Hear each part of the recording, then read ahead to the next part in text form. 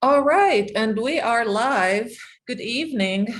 My name is Ena Heller. I am the Bruce A. Beal Director of the Rollins Museum of Art, and it is my distinct pleasure to share the virtual podium here with my colleagues, Gisela Carbonell, the Curator of the museum, and Abigail Ross Goodman, the consulting curator for the Alfond Collection of Contemporary Art and the founder and principal of the curatorial advisory firm Goodman Taft.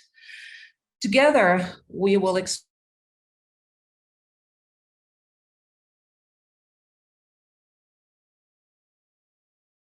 tonight the role that the Alfond collection, I suspect most of you, hopefully all of you, know is a significant part of our collection of contemporary art at the Rollins Museum. And it is about a quarter of the collection now is on view at the Alfond Inn. So what we will do today is each of us will have a brief presentation. Abigail will address the rationale behind this extraordinary collection and how it has changed and evolved over a full decade now that she has been its chief architect. Gisela will continue to talk about how the collection has been and is an integral part of our strategy for teaching and for engagement for both campus and community. And then I will round it up talking a little bit on how the collection, the Alfond collection, has contributed to the vision for a new museum at Rollins. We will take questions at the very end, and please enter them in the chat, and then we will address them at the end. And before we start, before I hand this over to Abigail, I do want to ask a question to those of you in the audience. If you live in Winter Park, Orlando, I would like to ask you, and if you feel comfortable sharing in the chat at some point during this presentation, what has it meant to you over this last 8 years to have the Alfond collection on view at the hotel? How have you perceived it, and what has been your engagement with it, your reaction to it? We would love to hear your perspectives. So with this, I'm going to turn the virtual microphone to my colleague, Abigail Ross Goodman. Thank you so much, Ena. It's an honor and a privilege always to be a part of this community and to talk a little bit about this incredible opportunity that I've had to work with the Alfonds and with you and Gisela and tremendous colleagues over the years in developing the collection and helping to bring it to life. So I'm going to share my screen and take you through just some images as opposed to a talk about the artworks themselves. I'm going to use them today as a process of illustrating, I think, the journey we've all been on. The title of this little presentation perhaps is a little ambitious for what's included, but it's this idea of origins and storytelling. And I think the thing that, or I know that one of the things that was very central to the beginning of the conversation around the collection was, how can the museum's collection, which the Alfond Collection of Contemporary Art always has been a part of, how can it serve to participate in narratives or flesh out narratives that were not always clearly included in the history of art? And moreover than that, how can the understanding of objects as a way of passing down information from generation to generation, whether they be through language and text, like this conceptual work by Joseph Kosuth that hangs right at the front desk of the Alfond Inn currently, or whether they be objects, how these things can help spark dialogue and conversation, self-reflection and understanding.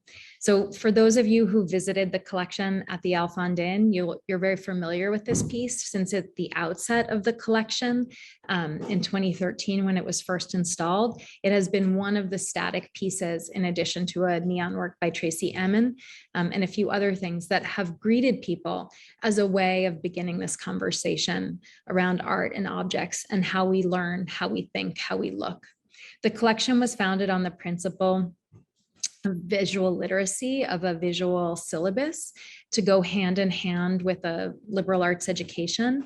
And so in this origin moment too, text was very critical, both in artworks themselves, but also in the way we thought about how the collection would live, both as an experience, but also through books like the Art for Rollins catalogs that have been published alongside the collection, documenting the works that came into the collection.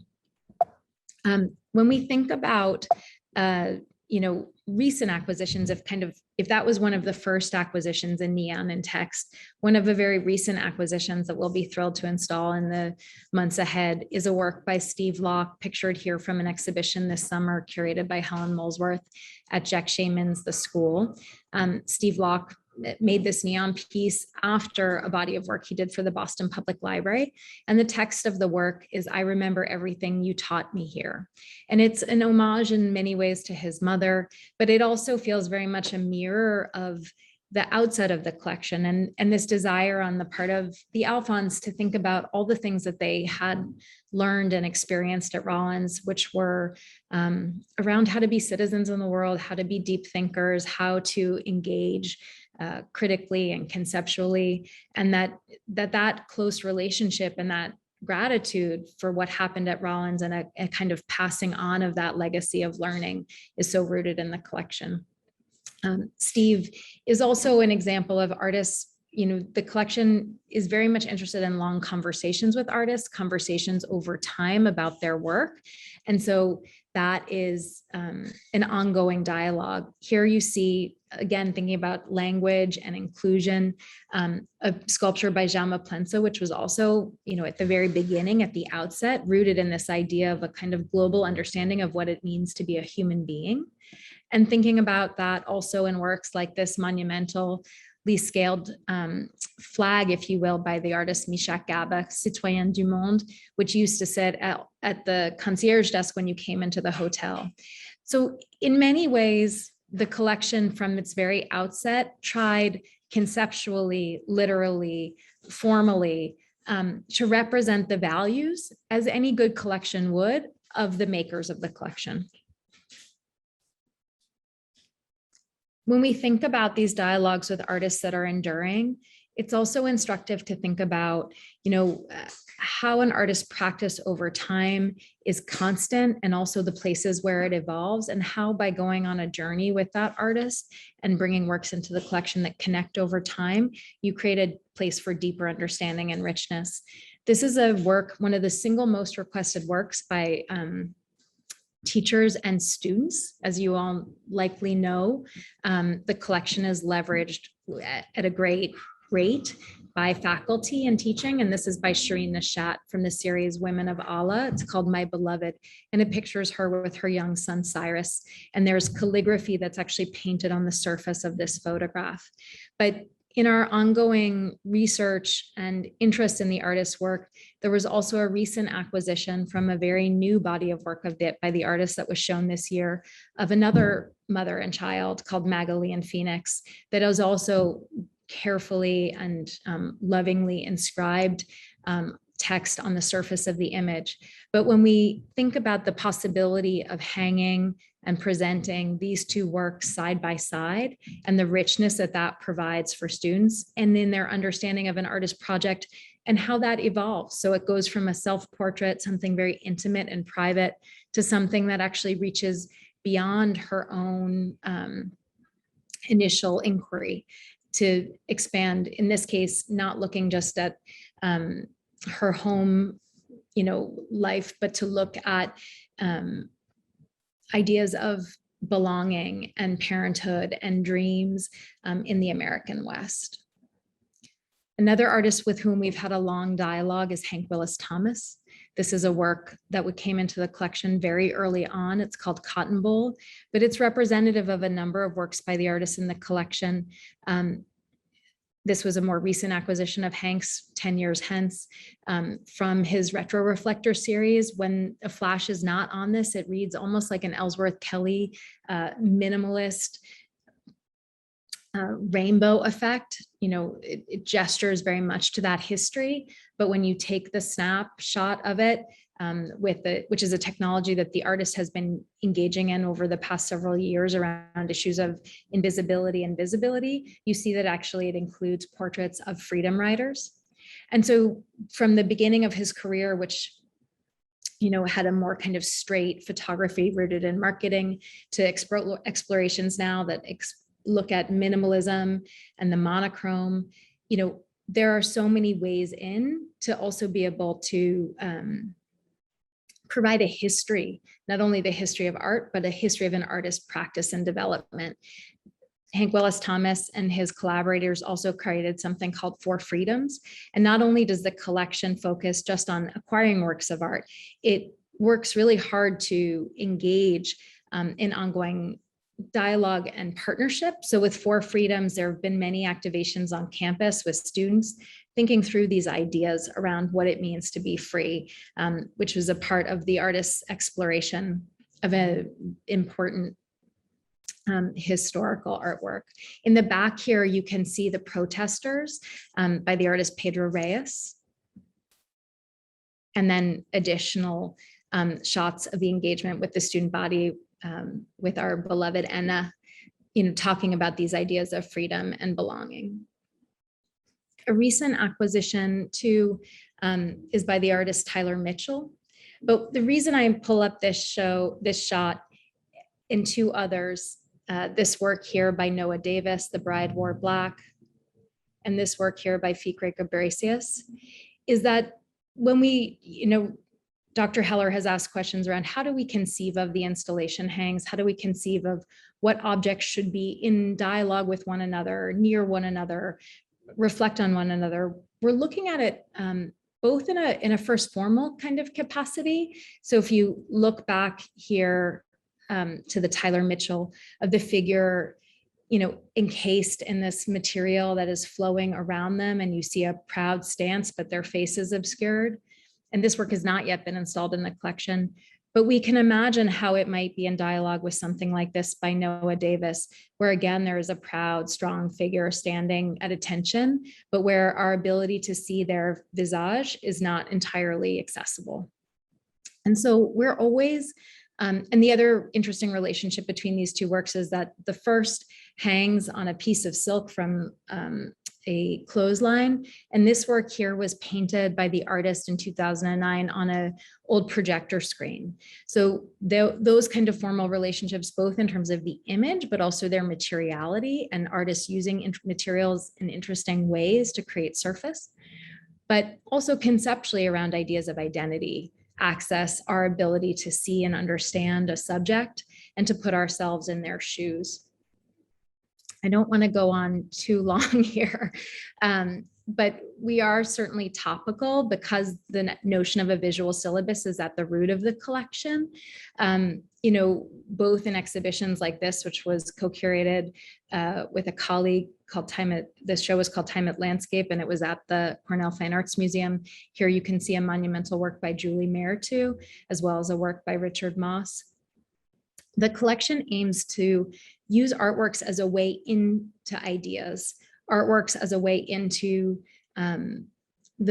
what is happening in our world today. Contemporary artists, like all artists actually, and by definition who were contemporary in their time, reflect back the world in which they live, the ideas, the challenges, the opportunities.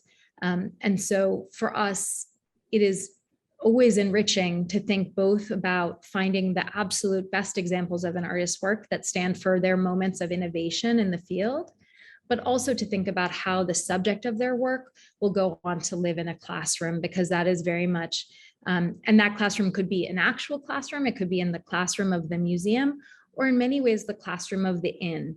One of the things that has been the great privilege of working on this project is that the Alfond Inn, as an extension of the museum, creates a very public democratic space for individuals to come and have encounters with objects, to be inspired, to question, to sometimes be confused, to be put in a place of wondering. And all of that to us is, and should maybe say to me, is why contemporary art is so important, because it keeps us on the edge of our seats. It helps us continue to grow and learn, and to develop a kind of visual literacy that allows us to be, most aware of what's happening in the world around us. And just to continue on for themes for one more second, there are certainly moments of depth looking into ideas of climate change. This is that last work by Carolina Casedo. This work, which is a new acquisition, and you can see it now hanging in the lobby of the inn, a very monumental work by the artist Elias Simei, who takes old keyboards and electronic waste and translates them into these almost topographical, architectural landscapes that help us really confront the material detritus of the world we live in and our contribution to that, and how it might be transformed and elevated, but also aware of its existence. So before I go on too much longer, I'm happy to take questions at the end or now, but thank you so much for the opportunity to talk to you all today.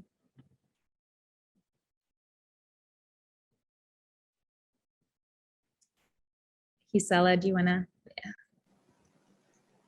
Thank you, Abby. I could listen to you talking about this collection for hours and hours. I love the way that you frame what the collection is intended to do and how it is an active group of works throughout all of our spaces. And so with that, I'm going to share my screen and see if I know how to make this work correctly.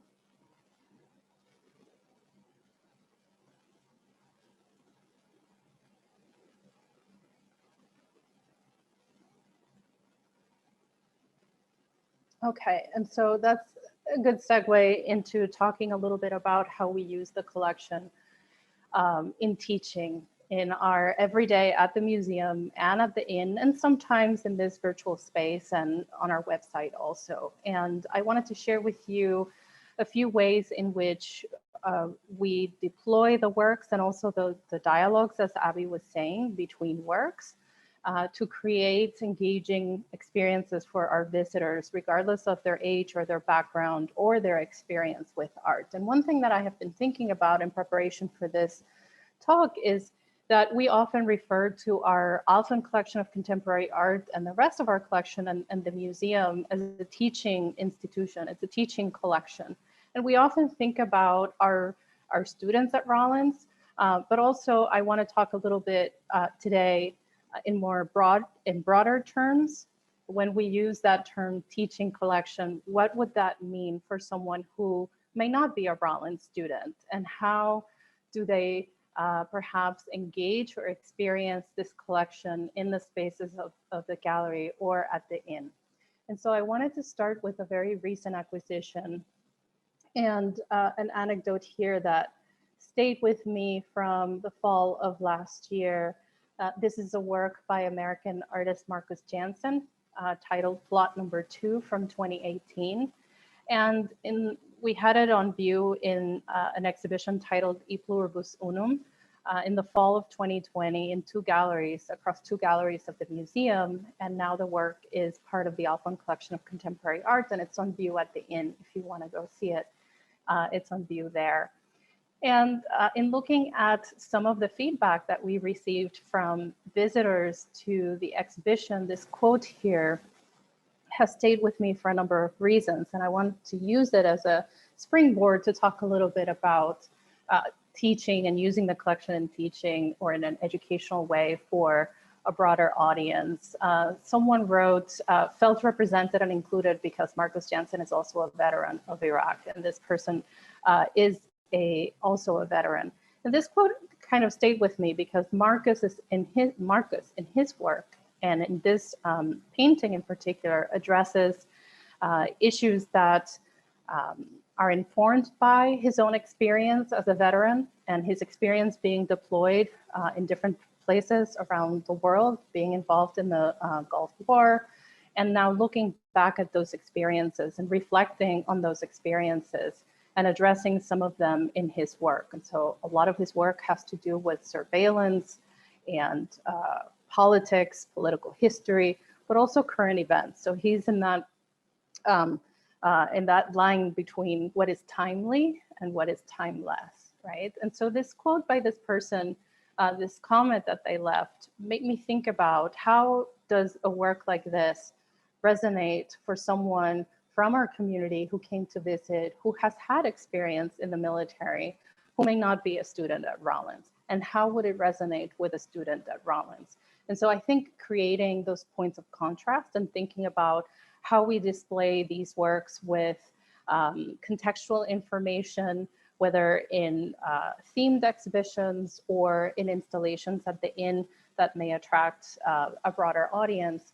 And we try to include always historical context, information about the artist, which may encourage the viewer to open that door and kind of think about the subject matter of the work in terms of their own experience, but also think about how that work and how that experience can be a point of contact with a different perspective and a different experience.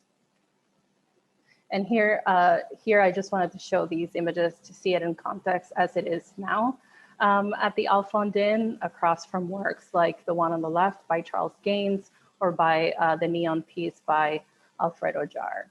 So one of the things that I find so fascinating about having this collection to work with in teaching is that many of these works, like I said, address current events, but they're all grounded in historical context. And so even though they're created by artists who are very much active today, oftentimes when we work with a professor, if it's a Rollins class, we work a lot also with professors from UCF or Valencia who bring their students to the museum to work with some of these pieces, or to the Alfond Inn.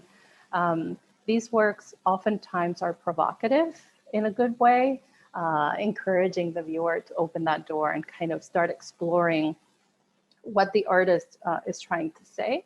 And then from there, we go to historical moments of the years past, things that perhaps our students are talking about in the classroom, but also things that we're reading about in the news.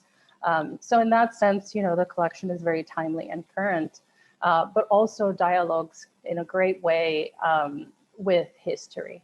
And here I just wanted to put in dialogue here the work by Marcus with the work, one of the works by Trevor Paglin that we have in the collection. We have several examples by this artist. And this is a contrast or a juxtaposition that also, it's a good way to illustrate how with this collection, it allows us also to engage in interdisciplinary inquiry and conversation across campus and also with our visitors who are not students. Paglin, for instance, is an artist who uses technology, different kinds of very high level technology to investigate a variety of themes that have to do with our current moment, but that also are grounded in history. In the case of the last pictures, a project where he was envisioning what 100 images he would choose, or what 100 images could be chosen to preserve if we could only preserve 100 that would talk about or speak to the development of our culture and our society. And so in these images, perhaps addressing themes having to do with immigration, with the history of our country, technology and surveillance. So using technology in a very different way than Marcus Jensen here on the left. And so these things that are intriguing, that are provocative, that are encouraging us to think beyond what we see on the image and to investigate a little bit further. And in the theme of interdisciplinarity, you know, images that we have now become familiar with because we see them in popular culture, or that we see them circulating massively beyond the museum walls. This example by photographer Helen Van Min of Greta Thunberg, which was, of course, on the cover of Time magazine in May of 2019, marking a very specific moment for this young activist who I hope is an inspiration to our young students and our visitors from other age groups also to come into the museum And so I think one of the things that we try to emphasize when we meet with students and with other groups who visit the Inn and the museum to see our collection and to tour our exhibitions is that you don't necessarily need to be an expert in art or art history to resonate with these images and to feel compelled to think about them perhaps in a different way than you're used to if you have seen them before, or perhaps in a different context, right? So an image like this that marks an important moment in that time period of 2019 and 20 leading up to 2020, and also an invitation for students and scholars and specialists, but anyone who is interested in the environment or in activism or in climate change or in ways of activating young people to become involved and invested in the issues that they believe in things that their participation becomes crucial. The next generation, right, that is kind of paving the way for the rest of us in making our world a better place. This photograph was on view for some time in our exhibition last year in the Placeless Metaphor, an exhibition that highlighted or featured works that addressed the idea or the notion of place from a lot of different perspectives. And it was a great work to engage visitors of different ages and to have conversations from issues of climate change to the use of social media, right? To how some young activists use social media or engaging with the politics of the moment, right? And always with this kind of global perspective, which is another thing that makes this collection such a great resource. And I feel so fortunate to have it to teach and to work with our students in our community, because here we have artists from a multitude of cultures and places around the world that speak different languages, literally and figuratively, right? And that these images and these objects embody in a way their presence in this world and their experiences, and that are shared with us in the spaces of our galleries and in the galleries of the Inn. Currently in our in the lobby of the Alfond Inn, we have this work. It's a large-scale work by Firelei Baez, a Dominican artist. And this is a work that I love to talk about this work in our tours, especially with visitors from our community, with students also. But I find it's a work that has so many layers, so many different entry points to start talking about what the work is about. And so in a piece like this, we have an artist who was born in the Caribbean as a young girl of about 8 or 9, moved with her mother to Florida, eventually moved to New York, and went to art school and lives and works in the US mostly, but whose interest and her practice, her research-based practice, focuses on issues of colonialism and definitions of and history of colonialism in the Caribbean. And so an image like this, for instance, where we can see some of what she does with appropriating and using blueprints and architectural plans, and then overimposing her own imagery on these backgrounds that are charged with history and are charged with interpretations that speak to some of the topics that she is interested in exploring, and yet have these beautiful, colorful, bright, flowery tapestry type costumes and silhouettes in these figures that allow for conversations that may start there and something that perhaps is familiar, and they then take us to those deeper themes that she explores in her work.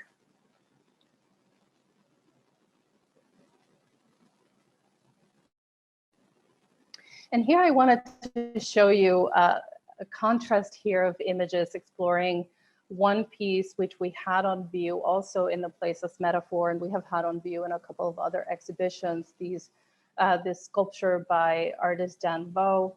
And here I'm just showing you a few photographs that we had on in our archive of visitors of different ages interacting and engaging with the sculpture. And I love to see these images all grouped together. Here we have elementary school children interacting with the work. We have some Rollins students doing some movement exercises on the top left, and then some students from art appreciation from Valencia College also with the work. And so putting these three images together as I was thinking about this talk tonight, made me think about the different ways in which we talk about these works, but also the different ways in which people of different ages and of different backgrounds and experiences may feel or may respond to the same work of art, right? So even when it's in the same exhibition and in the same context. Also, in talking to students, and here we have some of our Latin American and Caribbean studies students here at Rollins, and then students from Hungerford Elementary experiencing the work by Gonzalo Fuenmayor, and also the work by John Quick-to-See Smith, Native American artist, who we're gonna talk a little bit more about in a second. But these images put together, these works in close proximity that create these contrasts. And I think one of the other aspects of this collection is that it allows us to create opportunities for contrast. And I think Abby alluded to this at one point when she said sometimes these encounters may be uncomfortable or perhaps just unexpected, right? To have some of the works as we put them in dialogue. And I think that's one of the things about a teaching museum is that we do have the opportunity to create space for contrast, to create space for discussion, and to create these unexpected combinations or juxtapositions that generate discussion and generate reflection, and that hopefully allow our visitors to think about the themes addressed in the work in a different way. And one more thing I wanted to, before I pass it on to Ena, that I wanted to mention also about the collection and the opportunities that this collection opens up for our students and our community that is unique here in Central Florida, is that because the collection is so timely and so current, we are able often to bring artists whose work are represented in the collection to come speak. And so for our students and our faculty and our community to have the opportunity to meet some of these artists in person, to hear them speak about their work. And here I was honored last year or the year before, this was pre-pandemic, in February of 2019, to have the opportunity to welcome John Quick-to-See Smith to our campus. She met with our students at the museum. She met with our art students in their studios. She did a full studio critique for our graduating seniors, and then she delivered an artist talk on campus. And so these opportunities to activate the collection, not only through the artwork, but also having the voice of the artist present and opportunities for the students and our community to interact with them, is also unique in our area. And it's a fantastic opportunity that we have with this collection. And finally, this is a little bit on a more personal note, but for me, the experience of having the opportunity to also work with this collection in a language other than English creates a very interesting dynamic. So I have incorporated tours in Spanish of our museum exhibitions, and sometimes those have taken place at the Alfond, bringing other people from our community who may not have been familiar with the Alfond, or maybe don't attend regularly the museum, and now have become part of this group that we are re-engaging now that we are having in-person events again. And it's very interesting and very satisfying for me to be able to talk about the works in the collection also with Spanish-speaking audiences. and engage in those conversations in the context of a hotel in Winter Park has been fabulous. So that is a little tidbit I wanted to share with you. And finally, just to try to summarize, perhaps in a more articulate way, some of the things that I have tried to convey tonight. The Alfond collection as a group of images and objects that encourage reflection and consideration of different and new perspectives, that is provocative as we, or provoking as we talked about, and timely, well grounded in history and supported by context, is interdisciplinary, creating multiple points of entry to multiple topics, global in scope, the breadth and depth of the artists represented, as well as the materials, techniques, styles, and creative approaches, which is also very exciting. And we often think about it as objects as primary sources, just like we would think of a manuscript in the library, or perhaps a period film. We think of the collection as primary source. And also, of course, you know this, aligned with the curriculum at Rollins, drawing from current events and ideas, and in dialogue at the same time with multiple, with a multitude of our traditions. So those are some of my thoughts about teaching with the collection, and I look forward to addressing any questions or comments, if you have any, at the end after Ena's presentation. Thank you. Thank you so much, Gisela, and thank you, Abby. Every time I hear both of you, I can't help but think how incredibly lucky I am to have both of you on our team here at Rollins and to work with you in interpreting this extraordinary collection. If technology will allow me, I will share my screen. There you go. So in the time that remains,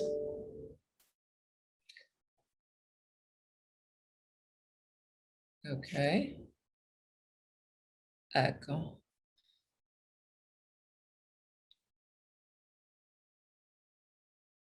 Okay. In the time that remains, I would like to talk a little bit about how the Alfond collection has contributed to the evolution, to the growth of our museum in the last 8 years. And at the same time, it's contributed to the vision for our future. So the Alfond Inn opened in 2013. And in the 8 years that have gone by, what we've really experimented with has been to show art in a different way, to share our collection in a place that is very public, in a place that is not a museum. And this has clearly been very new territory for us. It remains to this day quite unique. There are many art hotels in our country and elsewhere, and it seems like more and more pop up every day. But to this day, the Alfond Inn remains the only art hotel where the art that is shown in the public spaces of the hotel is part of the collection of a museum, and importantly, part of a collection of a teaching museum. So in these 8 years, we've learned a few things along the way. We've learned that our community has a great appetite for contemporary art, and even, or especially, this openness to engaging with issues that are sometimes hard, that are difficult, issues that are critical to our world today that artists take on, as both Gisela and Abby pointed out. But we've also learned how very different it is to engage with art in a public place. When you go to the Alfond Inn, you don't go for the art, yet the art is there. It's around you. It's impossible to ignore. And it creates those unplanned encounters that I think Abby mentioned earlier. And it is these encounters that remove barriers that we often, or some people often associate with the museum as an institution. You know, it eliminates the intimidation factor. There's no pressure for a museum experience or anxiety about any necessary prior knowledge. When you go and see the art while you're having a drink at the bar, or you're waiting for a friend in the lobby. When you come at art from such a different perspective, I think often you become more permeable to the experience of art, or permeable in a different way. And I think, judging by the number of people that we have now seen come to the museum after they have experienced the art at the Alfond, I think we have learned that casual looking can become engaged viewing of art and can lead to, in time, steady museum goers. What we have also learned is what a big difference it makes when the art is in a place that is accessible and welcoming. The current museum, as you all know, is tucked away at one end of campus, and so you have to make it a trip. It becomes a destination only if you know it's there and you come specifically for the art. You can never happen upon it. And so what the Alfond Inn has done for us effectively is it has brought the museum outside of its own walls and outside of campus. It has brought it into the middle of the community. Now, this is not accidental. This is really part of what many of us in the museum profession consider it is the future, or perhaps an important part of the future of museums. At a recent conference of the American Alliance of Museums, one of the sessions that I participated in asked the question, what will keep the museums relevant in the 21st century? And this was pre-pandemic, but the question has become even more urgent, even more pressing in the wake of the pandemic and its effects that it had had on the on our cultural institutions, but also, of course, in the wake of the social justice movement that followed the murder of George Floyd in 2020. So back then in 2018, I believe it was, one of the answers that most people agreed upon in that conversation was that the future, or that what will keep museums relevant in the 21st century, was to incorporate new audiences, to get our collections out, to make them visible, accessible, part of an even wider community as much as possible. Now, around the same time, in 2019, there was a study that specifically looked at college and university art museums. And that study, too, suggested that the next step in their evolution would be to take the museum outside its walls and indeed outside the campus gates. And so this is precisely what we have been doing with the collection at the Alfond Inn for a much longer time now, because we are making the collection accessible not only in a new place, but also in a new way, which of course brings us to the vision for the new Rollins Museum of Art. And I'm sharing here with you the conceptual rendering of what we hope the new museum will look like on its new site, the intersection or the corner of Interlaken and New England, directly across from the Alfond Inn. And this directly across from the Alfond Inn is extremely important. The location is extremely important because it was the Alfond collection that was, in my view, the single most important element in the extraordinary growth that our museum has had over the last 8 years. But also, and very importantly, it was sharing the collection at the Alfond Inn that has showed us that glimpse of the future, of what it would happen if the museum were very easily accessible and integrated in the community. And it is one of our goals and dreams for the New Rollins Museum to become that type of a community hub, a full-fledged community resource, a destination, a place that people can go and learn and contemplate and enjoy and dream and experience. So two of the most important priorities that we have for the new museum are, number one, to create a safe place, a place where everybody feels welcome, feels they belong. And number two, to tell an inclusive story of art in which all the visitors who come will recognize themselves, and their experiences, and to which they all can relate. And it is this notion of belonging and inclusivity through the stories that we tell that the Alfond collection has illustrated from the very beginning. And you've seen a little bit of that already in some of the examples that Abby and Gisela have shared. So I want to go back to a piece that Abby showed already, Jaume Planza's The Hermit, or Hermit number 11, which was interestingly the very first piece that was acquired for the Alfond collection. So you realize the intentionality of the collecting from the very beginning. So as Abby said, this piece has been in the courtyard of the Alfond since 2013, since we opened the hotel. And I remember my very first tours there. I would always start with this piece, not because it was the first one, but because it illustrates so eminently well, not only the vision for the collection, but the mission of our museum more generally. And I want to quote something that the artist had said. He said, "My intention is to offer something so beautiful that people have an immediate reaction so that they think, what's happening? And then maybe they can listen a little bit to themselves." I love this way of putting it, listening to yourself. Listening to yourself as you look at a work of art. What does it tell you? How do you react to it? How do you take it in? What feelings does it evoke? And so what's really interesting is when you think about that and then you look at the piece, and the figure is created out of letters that come from 8 different alphabets, right? So the idea is it speaks to all of us, but each of us, depending on the language we speak, the alphabet that we're familiar, the tradition that we come from, may see it differently. And so the question is, and I think this still remains the question around our whole interpretation of the collection, how do we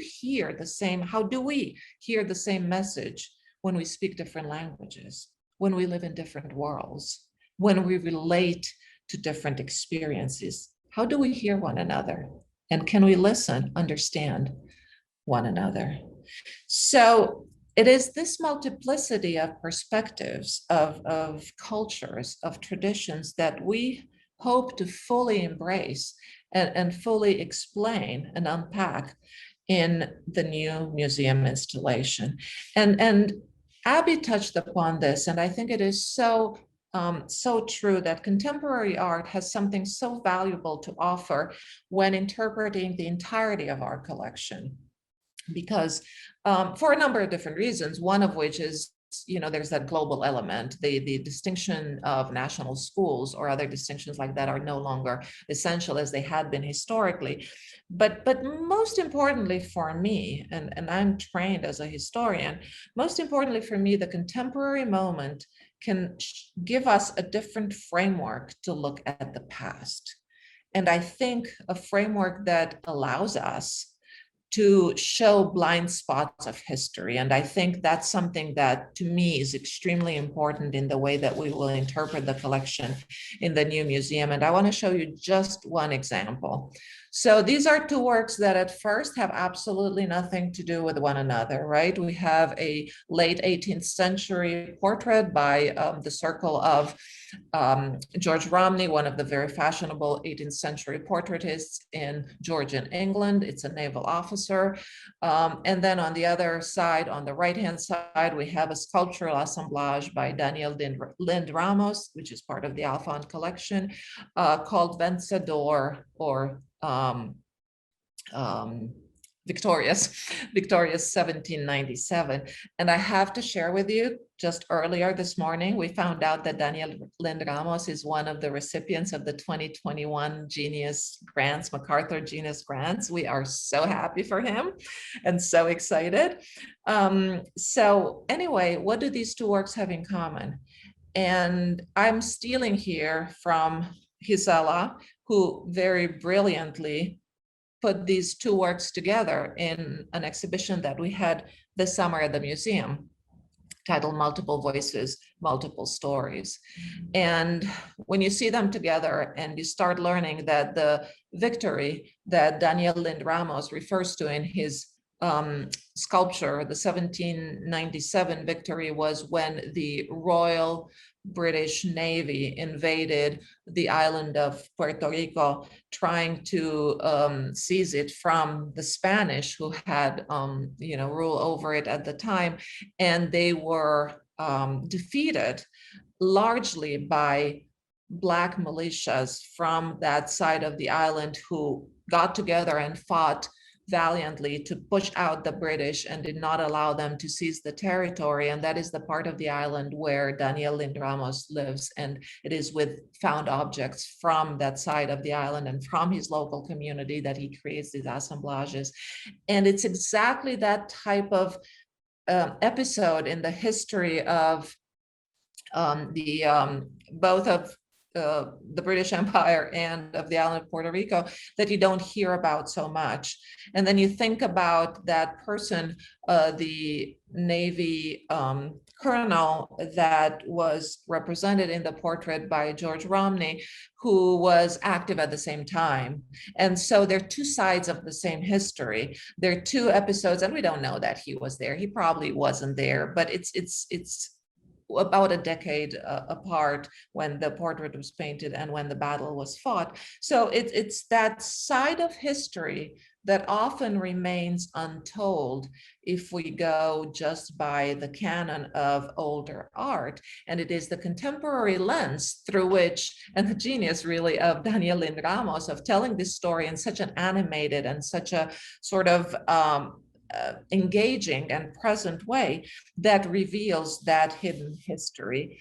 And it's these types of comparisons, juxtapositions, and encounters that we're already creating, as this brilliant installation by Gisela shows. But just imagine how much more of that we can do once the building of the museum is directly across the street from the Alfond Inn. And so with that type of dialogue, what I hope we can do, and I'm going to borrow here from, in conclusion, I'm going to borrow from Dr. Janetta Cole, who is an American anthropologist, museum educator, museum director, college president. She is an amazing role model for those of us in the museum profession, especially for those of us women in the museum profession. She very recently in a talk defined greatness in the Museum of the Future as being, and I quote, culturally accessible to the community, willing to engage in relevant and difficult conversations, and to examine and address institutional biases.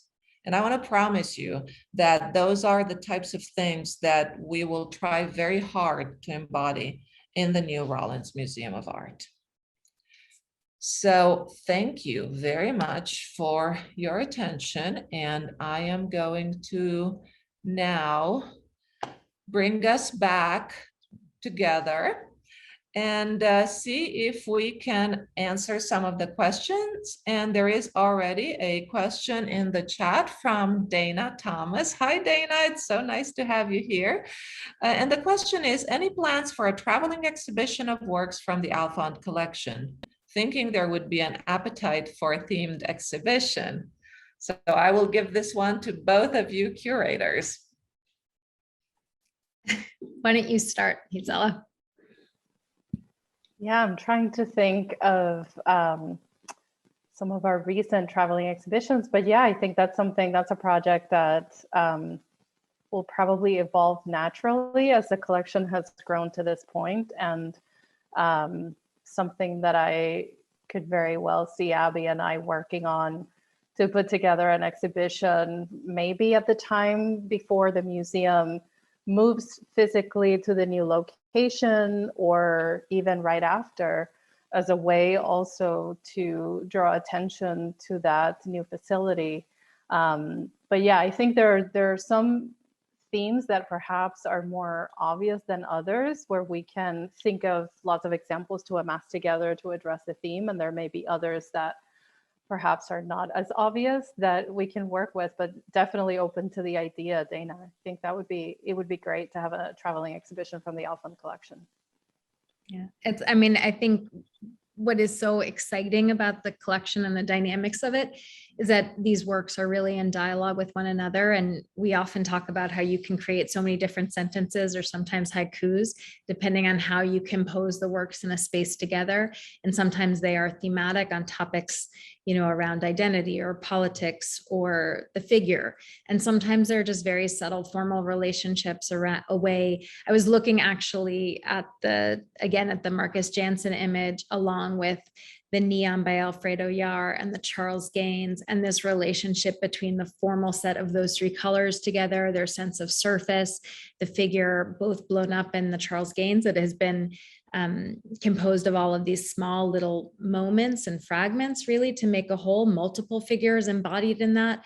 And then, as compared to the Marcus Jansen, where if you look closely in the landscape of the typewriter, there's actually figures of the artist, self-portraits, if you will, of this character that is inhabiting the surface of the landscape. And so these moments to compare and contrast are just so rich throughout. It feels a bit endless.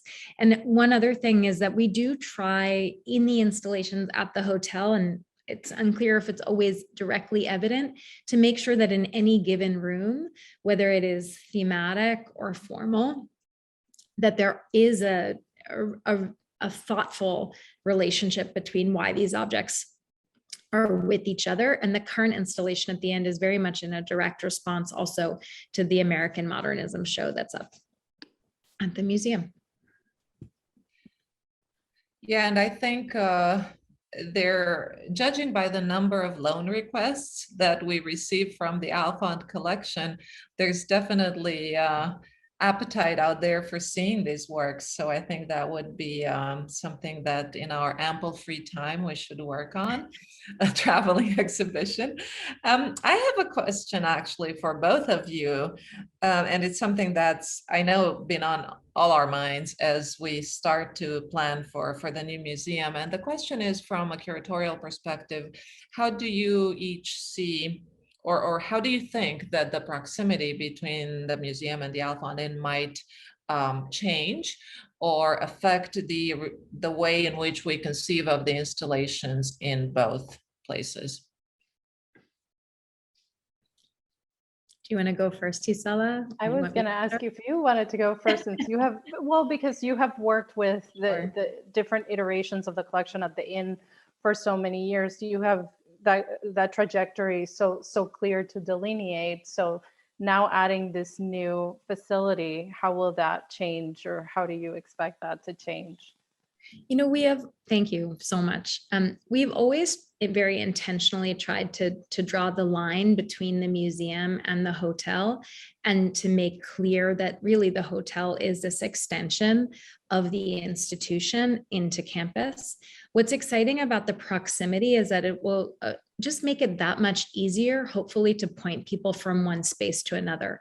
In years past, we've had shared labels or wall text, trying to embrace, while being, as we said, kind of free and accessible, and unmitigated access to these artworks, to also to provide context in a kind of rich and textured, layered way, so that people who want to have more than just a visual experience can also dive into the work. And I think what will be so dynamic is to be able to knit those things together ever more seamlessly, and perhaps be able to point, because it's really just across the street, exhibition continues across the street here.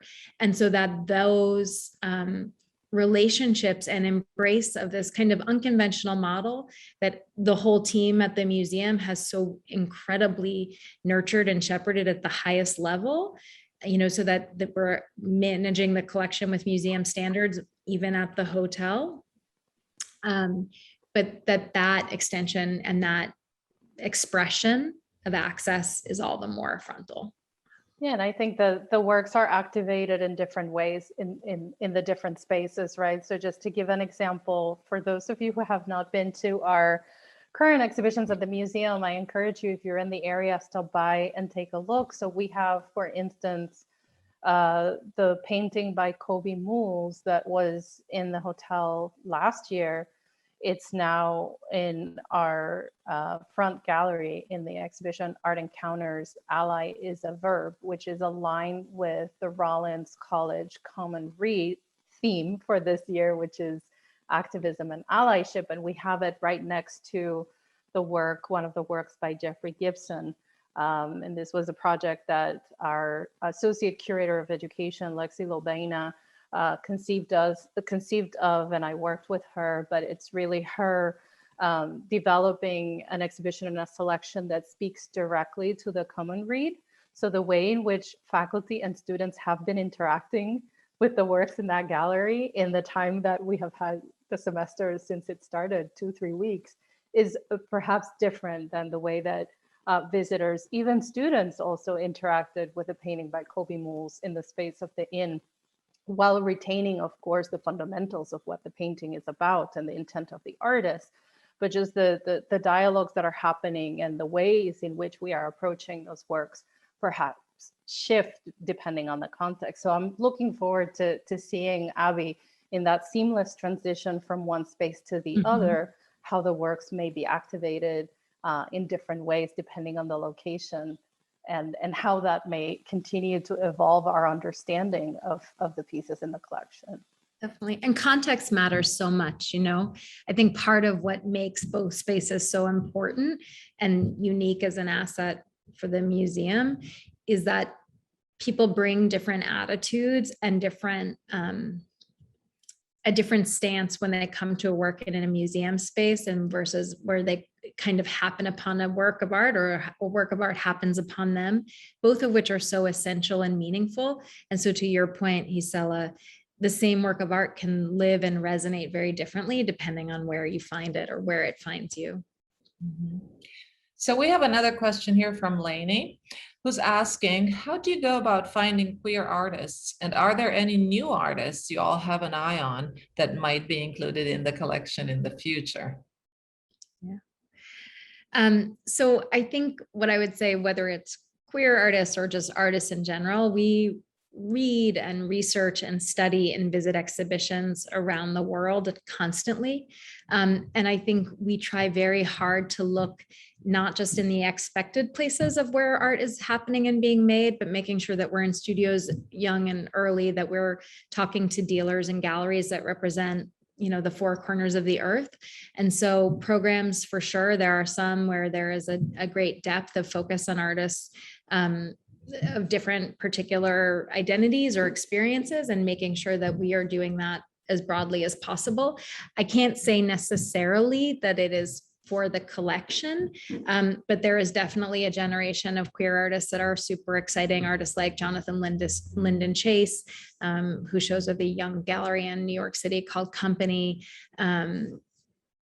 There's a great number of artists represented at a gallery called 47 Canal. So that's just, those are two examples, but we're looking broad and deep. And I think it's not just about acquiring work by someone of a particular identity, but thinking about this long narrative and making sure that the collection is as inclusive and reflective of a global world and ways of being, so that it's, you know, not homogenous. It's really representative of the communities we want to be and welcome. Well, thank you. I think we're a little bit over time, but I want to thank everybody for being here and participating in our conversation today. And I especially want to thank Abby Ross Goodman and Gisela Carbonell for their thoughts today and for their work every day for this incredible collection and for this incredible museum. Thank you all very much, and we hope to see you very soon at the museum. We have started in-person events, as Gisela mentioned, and the exhibitions that are up are nothing short of spectacular. So thank you all very much and have a good evening. Thank you for having us, Ena. Bye, everyone. Bye.